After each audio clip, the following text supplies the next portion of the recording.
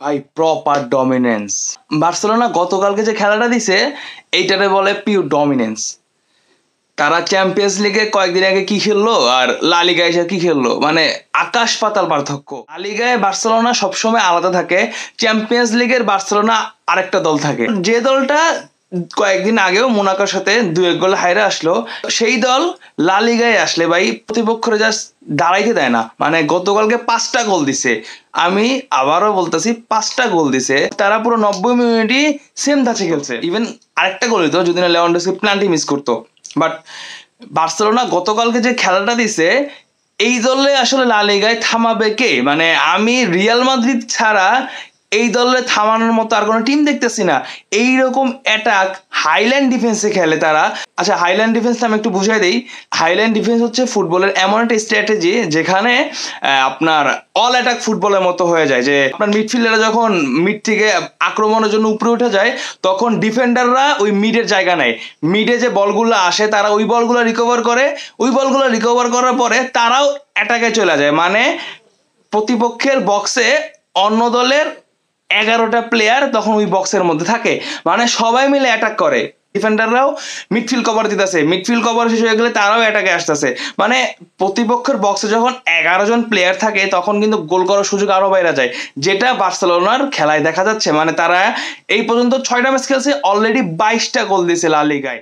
গতকালকে লেওয়া 2 গোল দিছে, রাফিনিয়া 2 গোল দিছে, আর তাদের মিডফিল্ডার তোরে একটা গোল দিছে। এর মধ্যে লামিনে ইয়ামালের অ্যাসিস্ট কিন্তু গতকালকেও ছিল, তোরের অ্যাসিস্ট ছিল, পেদ্রির অ্যাসিস্ট ছিল। মানে বার্সেলোনার অবস্থা হয়েছে কি, তারা মিডফিল্ড অ্যাটাক যারা আছে সবাই গোলের মধ্যে কন্ট্রিবিউশন থাকে। কেউ অ্যাসিস্ট করে, কেউ গোল করে।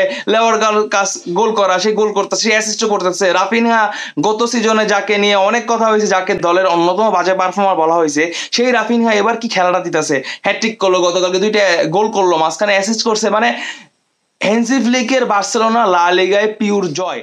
সমস্যা যেটা হইতেছে যে এই দল যখন রিয়াল মাদ্রিদের মতো টিমের সাথে খেলবে যারা কাউন্টার অ্যাটাকে অভ্যস্ত, যেটা আমরা চ্যাম্পিয়ন্স লিগেও দেখছি যে মোনাকোর কাছে গোল খাইলো, বা তাদের বায়ার্নের সাথে আরো বড় ম্যাচ আছে চ্যাম্পিয়ন্স লিগে।